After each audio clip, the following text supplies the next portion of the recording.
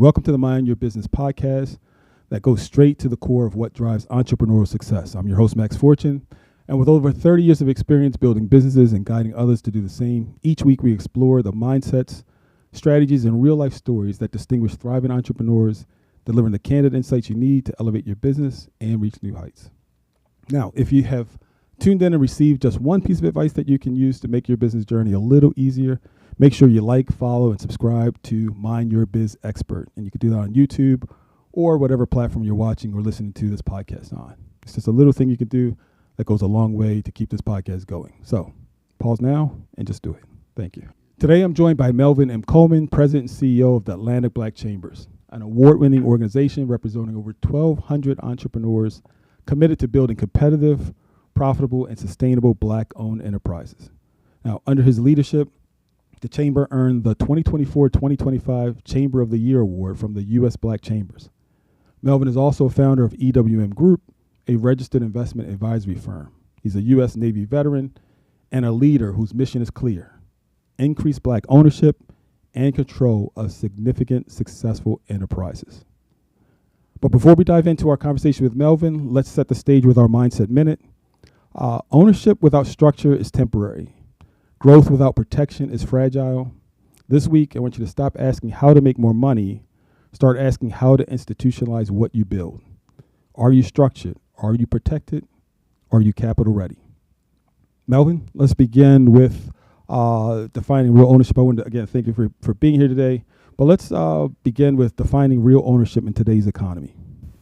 Real ownership. Wow.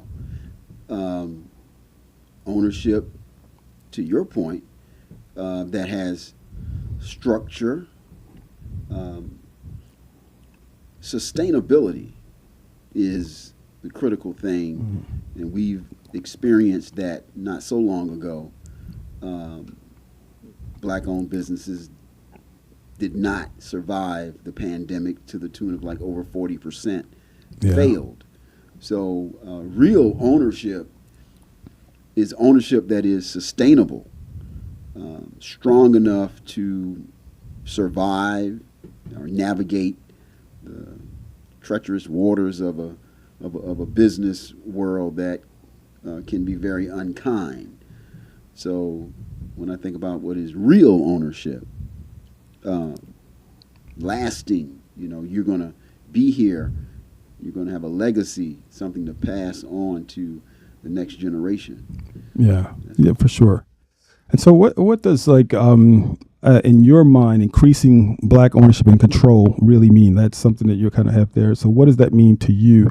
And So the question is, what is transformative?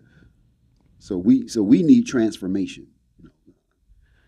Black people, the Black community, here in the United States, but also on the continent, in other parts of the world where you find Black people. We desperately need transformation.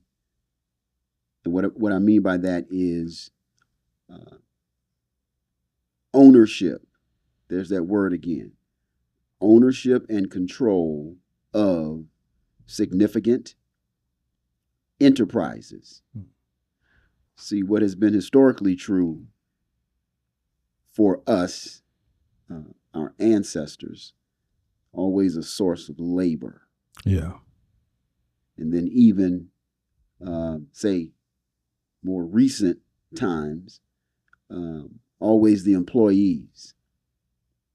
Whenever there's an opportunity, it's like we're looking for good jobs. Right. But what I'm saying is, and there's nothing wrong with that, that will always be the case. But what I'm saying is the future is Black ownership and control. And so our mentality is that, which is different than, generations of, all we really want is a good job. Right. And other people own and control and have real power and influence. Yeah. So that's the point. You know what? That's a very great point, and I think it's something that if anybody has not paid attention to what's going on this year in the climate, government jobs have always been considered safe, and obviously they weren't safe. They're not safe, and so I think that there should be a new focus on ownership, as you're saying, being an owner, and honestly, we're actually in that gig era. Everybody is in that stage, so I think the stage is set. People's mindsets are realizing that they do need to have something of their own. Honestly, a lot of times jobs aren't enough right now, so people are trying to find that extra income. We're finding new things like influencers and Uber and driver and DoorDashers and all this kind of thing. So this is a great time to be thinking about independently establishing yourself.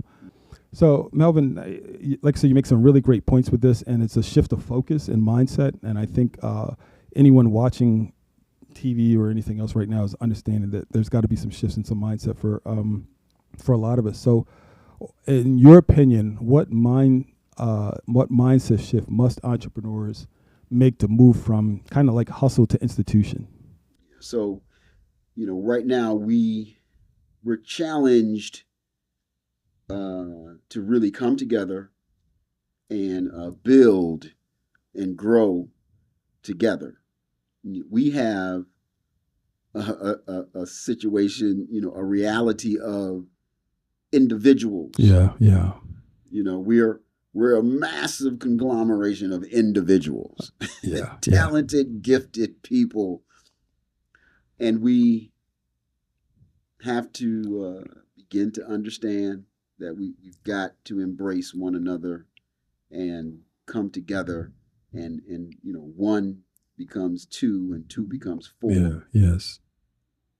And larger opportunities, you're in a better position when you have that capacity. Right. So that's a big part of this movement and this drive to transform. Right. From one thing to something else, which hopefully doesn't take longer than a generation, but that's what we're building. Yeah. So how does the chamber? How do you guys kind of foster that? What's the environment? How do you create that environment? How do you help people change mindset? Because changing the mindset is super important, and if the mind doesn't change, nothing else does. So I'll say, first of all, we speak it and everybody hears it, collaboration. Okay. Connect, create, collaborate. We want the members and the broader community to engage with one another and support each other and discover these opportunities to work together. Right.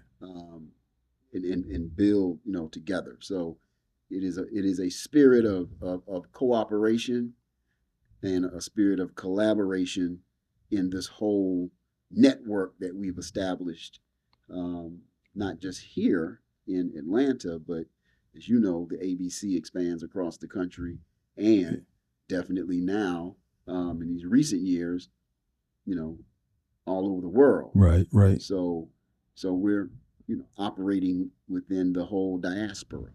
Gotcha.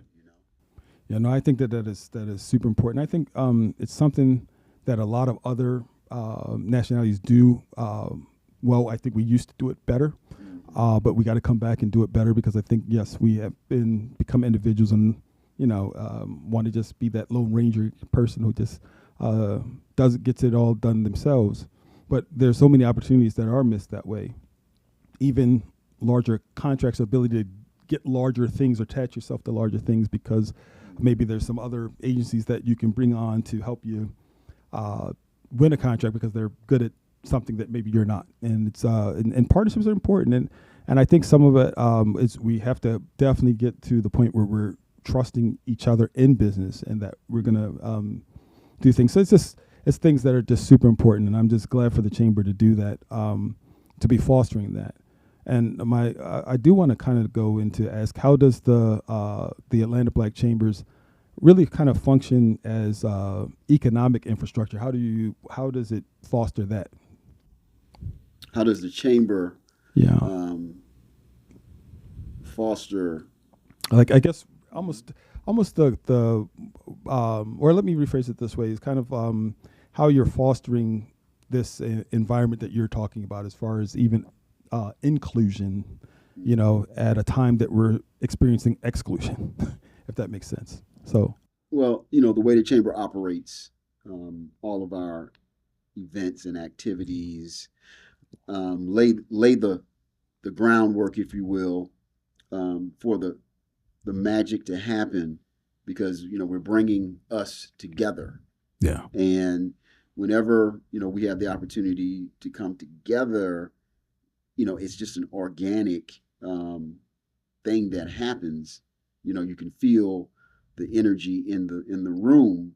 All these like-minded yeah, people yeah, yes, who are looking to grow and make the right connections, and establish their network with the right professionals. People who don't do what they do, right, right, so they make sense for them to have that relationship with the right people, and it makes sense. So the how we move and what we do, we are like the driving force behind uh, this movement towards ownership and control, but then also scaling yes, our entities beyond the right, solopreneurs. right, That's the next big thing for us, is that coming together,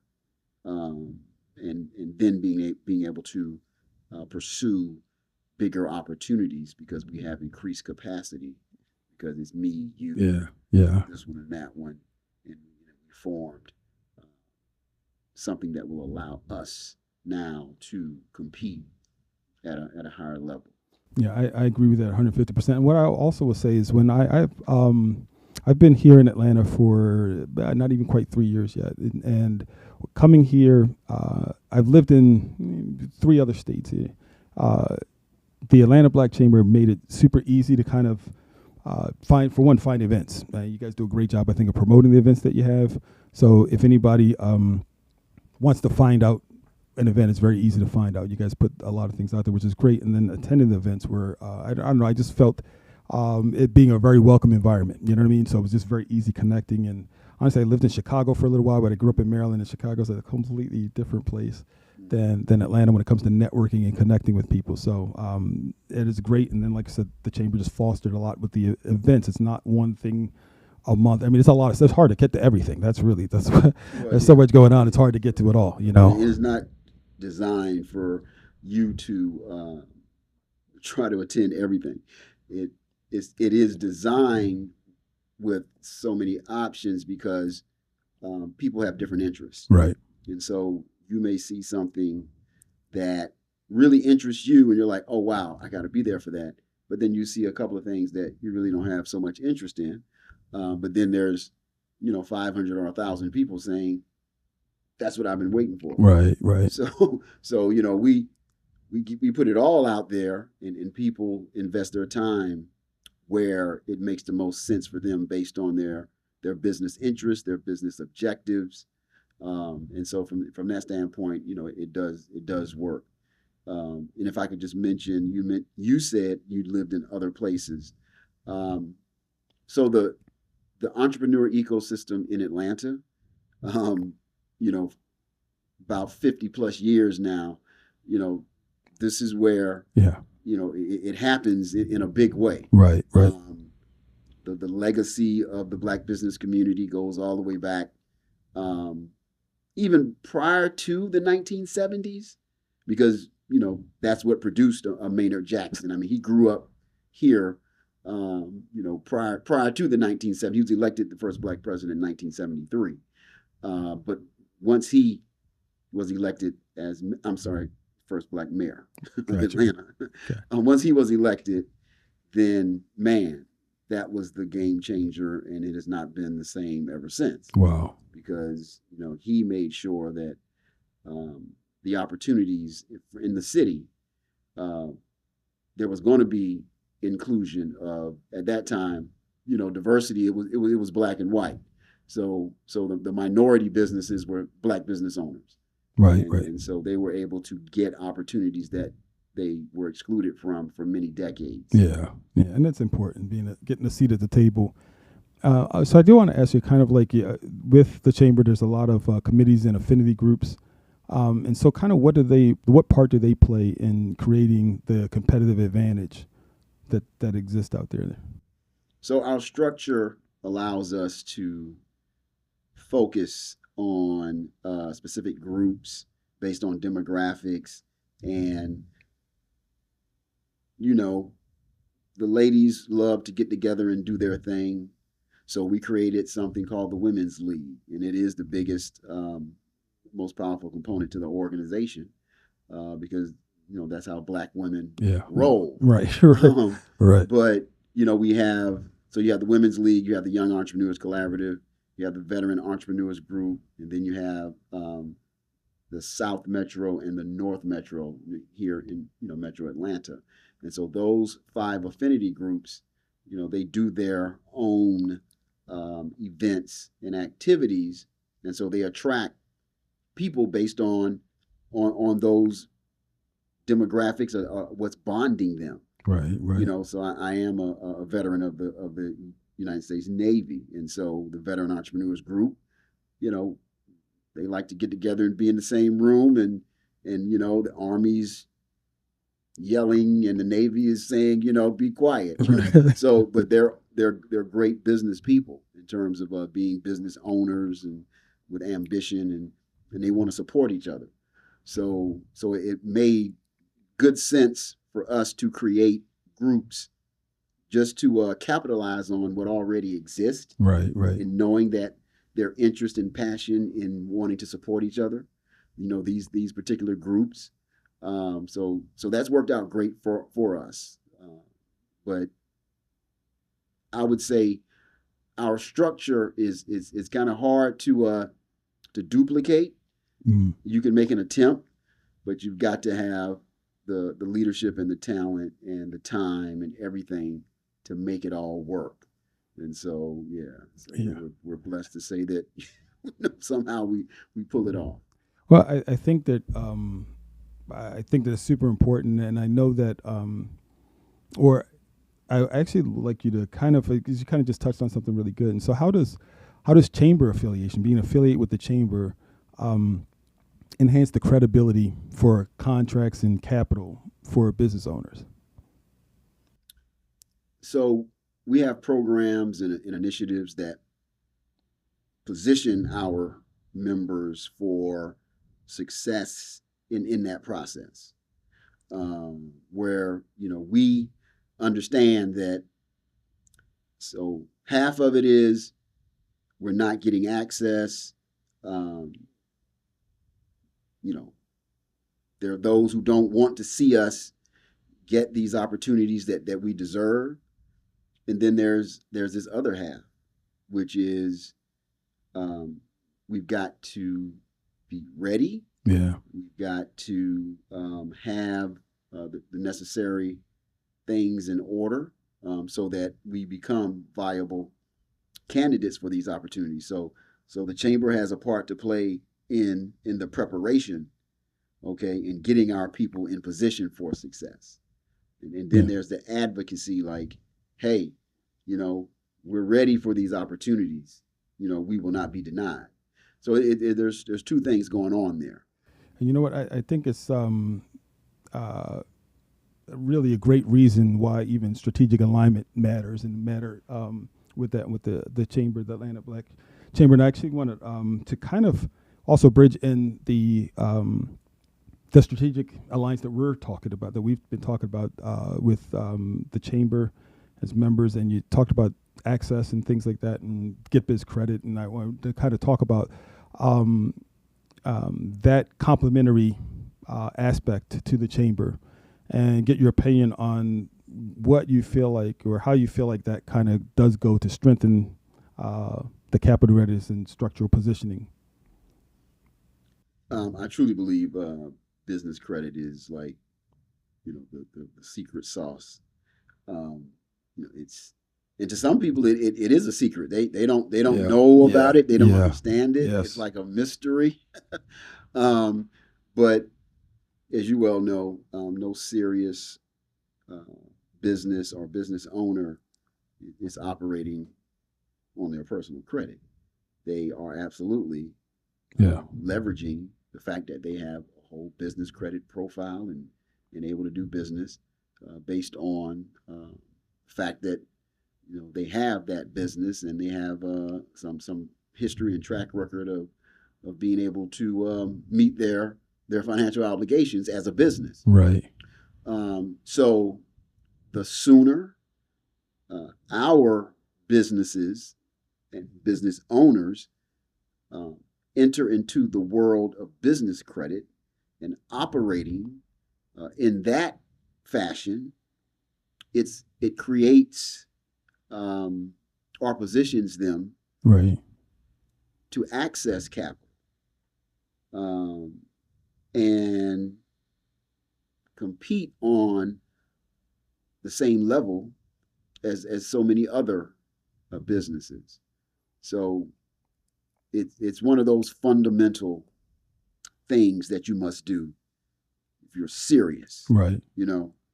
It's fundamental. And we have to get serious today. It's Right. about getting serious, and I agree with you 150%. And it's weird that it's not weird, but it is odd how many people we come across that have not established it, because it's business credit is super important, and people who are leveraging and going next level, like you said, are not using their personal money. And you want to have a separation between your personal and your business. And the beauty of starting a business and why you get an EIN is to separate the two, but most people don't. They still keep them together, commingle those things, and there's a tremendous disadvantage you have by not establishing that separate entity. That's literally the entire reason for the EIN, is to separate it, create a separate entity that can do most of the things that you could do as a person. And but if you do it right, and you do have to set up those things, and that was the whole purpose of us endeavoring to do that with putting that Get Biz credit together, so that people can, we call it the GPS. It literally is a roadmap. You just follow it and you get there. Because that's the whole thing. It's like, if you don't really know how to get there, a lot of times people will just not embrace something that they're not familiar with. And the best way I do explain it is, like, if you're trying to go someplace you've never been to, what do? You get the GPS, and it takes you right there. And that's how Get Biz credit is. It's GPS. So I do want you to kind of talk about, you've been talking about it a little bit, but as you were talking about control and ownership, and so talk about capital readiness and really how it's really almost should be a non-negotiable for enterprise growth. So what are your thoughts on that? So, well, capital readiness has to do with, the business being operated, the right way. So what the financial institutions, the people who can provide access to capital, the decision makers. When you say capital readiness, Right. okay, what are they looking for? What are they looking at Right. as it pertains to your business? And so part of the mission of the chamber is to inform, educate, and empower our community with knowledge. Yeah. And one of the biggest areas of focus is going to be that financial education. Yeah. For business owners, for entrepreneurs. So when we talk about how you operate in, say, for example, filing your taxes, Right. and having your business structured properly, just some of the basic things that you must have in order to be taken seriously. Right. That any bank loan officer or anyone who's looking to underwrite some type of loan for you, the things that they are going to need first before we get into all this other stuff about you. I'm curious, as you encounter members of the chamber, are you finding people? What, like, I guess a question is, what percentage of people are you finding who are capital ready, or at least understand what that should look like? Yeah, so there's a lot of them who are beyond that point of, not knowing and not having done. No, they are in a good place because they understand that this is how you do business. But there is definitely a lot as well who, Yeah. Just a mentality of maybe it's a reflection of how they are, just generally in their personal lives, but just operating out of compliance, not taking care of business the way you should. And So you know what? I also want to know what your thoughts are on the fact that a lot of times it's just really a lack of exposure to what should be done, because there aren't. I guess you can get information from, some people get it from TikTok, says Instagram, and they're kind of watching these guys on there or whatever. But there's not. You have to really go out and seek that information. It's just not. So I guess some of the stuff we think is common is really just not common for everyone. They just don't know how to go, or just really naturally what should be set up in that infrastructure that should be set up in place. I think people do discover it over time. And so the chamber, how does the chamber kind of, well, you said basically with the events that you're doing, some of those educational events and some of those groups. Yeah. Well, here's the thing.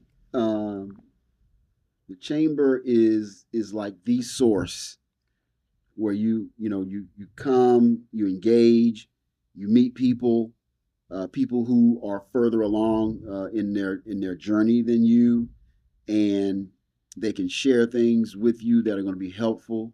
I think I'll always say, haven't said it in a long time, but you're going to be banging your head up against this wall, not knowing, Right. because you don't have the knowledge, you didn't get the information, but you connect with the right person, or you hear the right piece of information.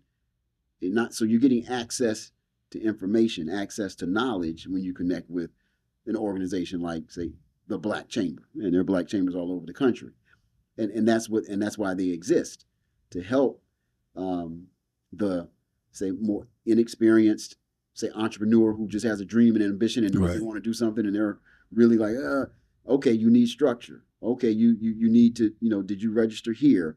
Have you completed this certification? The basics of the game, so that you are, you're playing it the right way. Right. So the chamber is a source.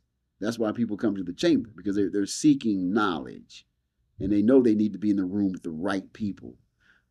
So for anybody who's just out there, and that's the other thing, you have some people who it's funny, who say, Black Chamber, I didn't know there was a black, so you still get that. Right.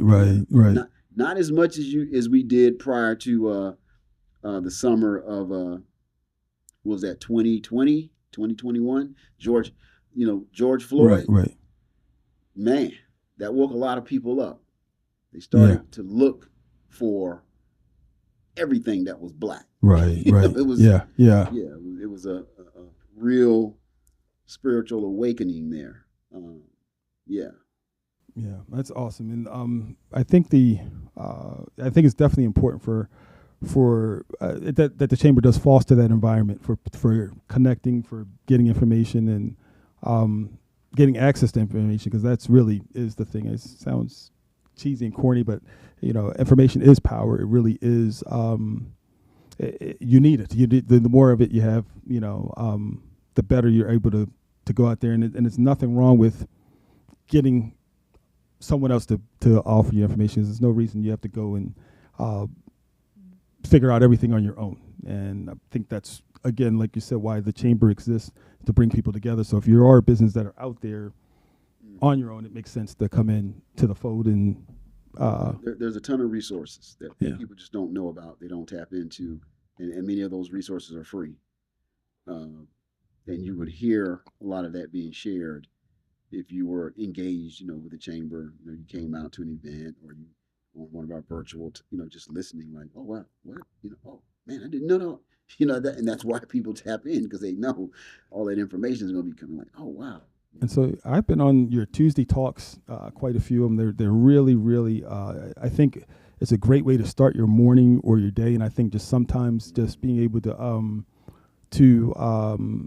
sometimes just being able to engage and kind of hear some different stuff is really good. You know what I mean? That is, like I said, an amazing thing. Yeah, it's just amazing what the having you on Tuesday talks. Can you imagine? Let's say there's 300 people. I would say easily 100 of those people, when they heard you talk about business credit, like, business, man, I need, because they got a chance to see Max Fortune, and that's really that's what the chamber exists to do. It gave you a platform, right, for sure. One of these people who many never heard of Max Fortune before, but he's talking about business credit. I need to know more about that. So, yeah, that's a big part of what we do. And I like I said, it definitely is. It's important to get that out. And kind of, I just curious to see what impact we're talking about business credit and that partnership. So, what impact do you expect this to have with the chamber? This partnership that we're forming and putting together. What kind of impact? Oh, it's powerful, because what you've created is now giving access to a community of business owners, many of whom have not been presented with access the way that you've created it, where they can step into this world of business credit and start that process. Your program, it's powerful. It's not something that's going to be over their head. It's something that they can access at their own leisure, and if again, you got to be serious. So yeah. I don't have time. You don't have time. Yeah. For people who are not serious. Right. Because that, we're wasting time with them that we could be spending with the people that are serious. Right. You're right. You're right. It was good conversation as far as what you were just saying and getting into that, and we're extremely excited about it. You know what I mean? Because it is just giving people the opportunity to get access to the capital that they need, mm-hmm. the education that they need to do that. And I think it's awesome that the chamber is seeing that as an opportunity to expand people's horizons and give people access. And so, I think we're really looking forward to embracing that more and figuring out how we can get the word out there that this is now accessible to members. It's literally right now that the landing page is there. They can go there, they can sign up, and that's we're going to find ways to share and promote, because this is a no-brainer. This is granting access again for people who need it. Yeah. And that's the chamber's mission. Yeah, and I think that, like I said, access is important in doing that. And one of the things that we were talking about is as people scaling, and that there are different levels of even access for people at the chamber. One of the things that I guess, if for people who are kind of have revenue that's increasing, but protecting that, you kind of talked about one of the things that we kind of don't push out there a lot is the asset protection piece that is part of Get Biz Credit, the asset protection part. You talked about scaling and those other things, and I think sometimes we don't think about protecting those assets once we do get to a certain level, because it's the business credit is something kind of should be getting done at the onset. But what about those businesses that are 5 years, they're 5 years or more, they're established, and then just protecting them from, litigious things. So that's another aspect that that does come with it. And I think I spoke to you before that we're looking to start, like I said, even in March, doing these things so people understand that the power of the benefit that the service has with protecting the assets, getting the business credit set up first and getting that going, but then also, I don't know how many people think about having a holding company trust set up, all those different things. And that's part of the Get Biz Credit program. It's an asset, we call it a bulletproof asset protection aspect of it. It's an offshoot, but it's in there. And that's one of the other things that we do want to incorporate in that conversation, because once you get past that, get through the building of the business credit, your business is 5 years or more, you're doing well. Now, how do you protect it? You know what I mean? How do you stay? And we talk about legacy. You mentioned legacy. How do you pass that legacy on? And it's hard to do that if that exposure happens and you're not protected. So absolutely, yeah. So what I have to say about that is there is a real need for our businesses to, as they develop and go to the next level and beyond, then you are required to do the things that successful businesses do at these levels. Right. So the protection and the how you set up in terms of that structure and all of that, and what I'm always so excited about is that we have the Black intellectual capital in our community. Yeah, yeah. Meaning the professionals who know how to do these things. I mean, I know several business attorneys. I know several estate planning important stuff. Yes, right? These are the people who know how to do this stuff. In your program, I'm sure you've got it set up where they can start that process and create some of the things that are necessary in your program. Yes. So, and we I think the significance of that is the education piece, because I think once you kind of understand what is, it's not just sometimes we'll watch something, see somebody throw out something, but not really fully understand what it is and why you need it, and not only what it is, why you need it, but how you can use it. How does it apply to you? Because that's the whole goal and purpose of what we're doing. And so that is why we have the whole education platform built into it, because it doesn't just tell you this is something you need or just give you access to somebody. When you understand the why, I say people all the time that I think why is one of the most important words in the dictionary, to be honest with you. Is once you understand why anything is happening, it brings value to it, because now you're not just doing it just because you're doing it because you have a reason to. And I think the things that we have a reason to do, we, I guess, invest more of ourselves into it and are just more focused at it. So that why I think is super important. So I do want to ask you your opinion about what does, in your mind, long-term enterprise control, because we were talking about control even at the top of the hour, and what does that look like in practice, controlling? Yeah, so we have some examples, because we do have success stories in terms of American business success right here in Atlanta. Look at the Russell Corporation, yeah, which legendary entrepreneur Herman J. Russell started out shining shoes, man. Wow. Built his own shoe shine box. So he was always a builder. Built his own shoe shine box and was shining shoes. Had a lot of ambition and a vision, and so. But if you look at what he created, and then all the people he helped, yeah, who now have also built their thing. So you talk about owning and controlling significant enterprise. Herman J. Russell's children now run the Russell Corporation, and I'm pretty sure his grandchildren. But so that's what we need, Yeah.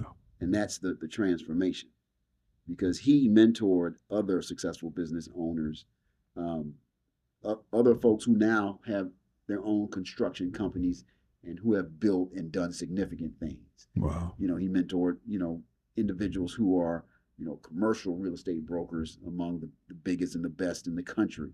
So that's an example. That's just one. Right. There Right. are many others, but that's one that's close to home, because what he did, um, can be and is being duplicated, to where, okay, you're mentoring and developing those to come, um, behind you and after you, and then they take that same legacy and that Right. tradition. Right. But we have to multiply this many, many, many, many times over, so that our community, us collectively as a group of people in the United States, we ascend, and we get ourselves from the bottom of all the wrong the wrong list, and the top of all the wrong. Like we're at the top of the wrong list, and we're at the bottom of the list that we want to be the top of. So Right. so Right. when you look at, okay, we've been here 400 plus years, and we're still not nearly anywhere like where we should be. So you have to say, okay, we've done some things. Um, yeah, maybe in hindsight, in the civil rights movement, maybe we shouldn't have been so excited about going to spend all our money over here and forgot about, Right. Right. Oh yeah. Yes. like, Yes. wait a minute, Yeah. it's fundamental. Yeah. I don't know. Yeah. Got to kind of say, Yeah. Yeah. 'cause Oh yeah. we have to build and own and control our own.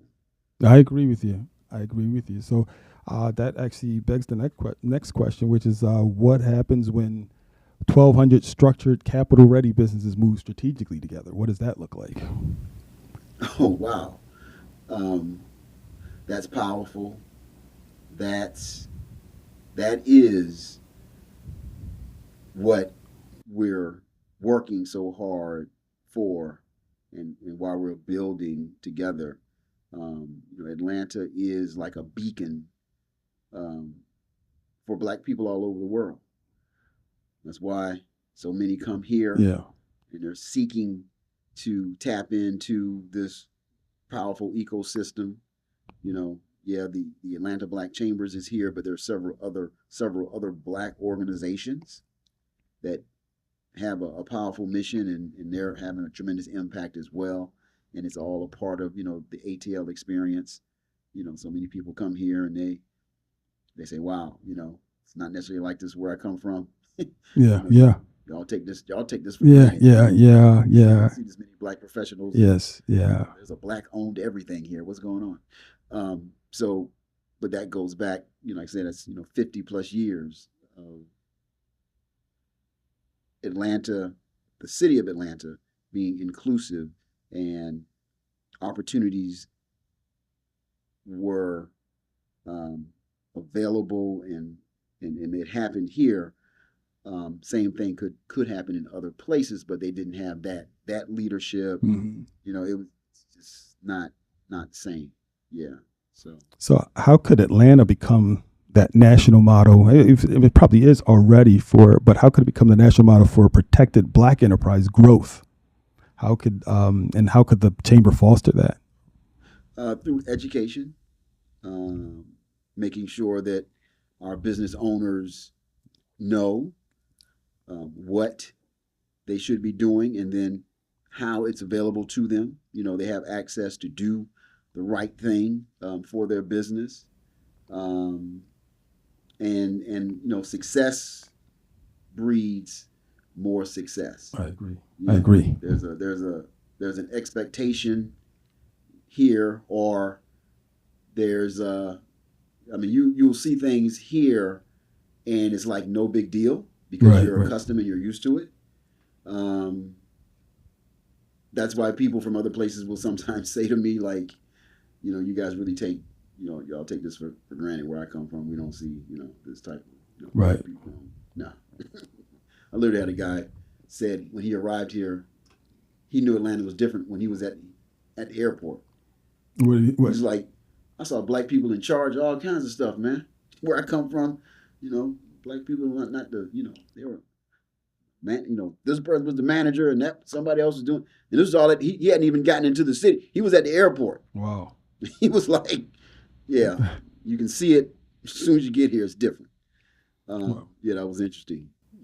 Well, you know what? I it's funny. I've been wanting to be here since 2015. I think it just took me a while. Kids that I need to get off to school and get off to college, but it is it was an aspiration to get here to Atlanta. And I just feel I definitely feel like this was a great move for me and what I want to do. And it's just being able to be surrounded with so many like-minded individuals is.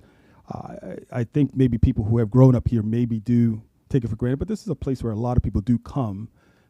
There's a lot of transplants here in Atlanta, such as myself, because of that, because the environment does foster that. It really does, and I hope that always continues.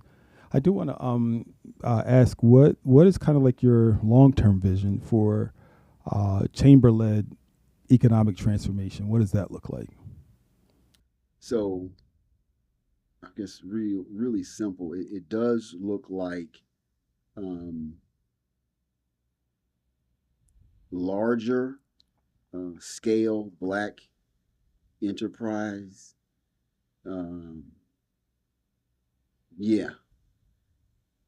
Somewhat less of the individual and more of the collective. Collaborative, group, and doing bigger opportunities. That's what we're moving towards. That's what we're building for. That's what we're doing, knowing that we've got to increase capacity and scale so that we can take advantage of so many opportunities where we have very little penetration. Yeah. Well, I want to say that for entrepreneurs listening, if you're serious about moving from like isolated operator to protected enterprise, lean into infrastructure. So join strategic communities, strengthen your credit profile, protect your assets, institutionalize your growth. All those things are super important. The chamber is a great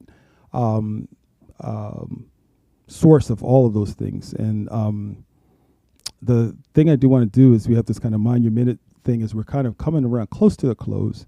And Melvin, I kind of take about some of the stuff that you said, and it's like ownership really is power. Structure is protection. Credit is leverage. Infrastructure is acceleration.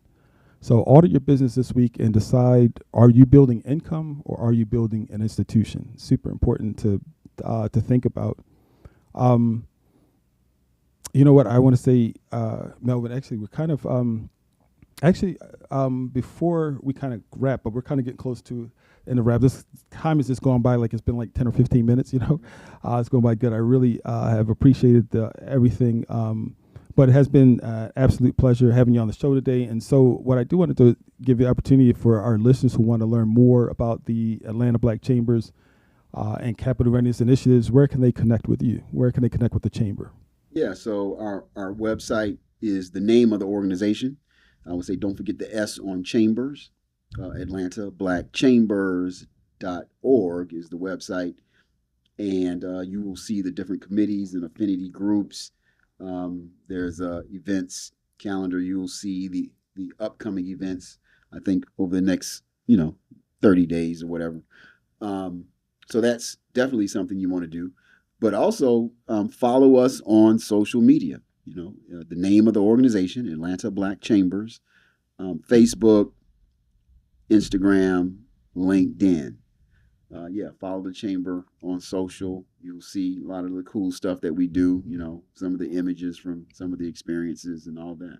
And, if I can throw this in there, and you can kind of just back me up or kind of, I guess, make sure I'm going the right direction with this. But I think it's great to let people know that that some of the events that you guys have, you guys keep a really open door policy for people who are not members yet. And so I think that sometimes people may, hopefully people aren't shying away from going to a Atlantic Black Chambers event because they're not a member, because I started going to a lot of events before, and that's kind of getting a feel for what kind of events they are, and a bit because I didn't know the area, kind of going to a couple of different things. But once I started connecting with the chamber, man, the events were just different. I literally was connected with, it wasn't disguised as a party. It was a real networking event. You're making some real connections. So I really like that. But I just wanted you to speak to that nature that you guys are very. And it's our model that, we're very open to the community and anyone. You don't have to be a member.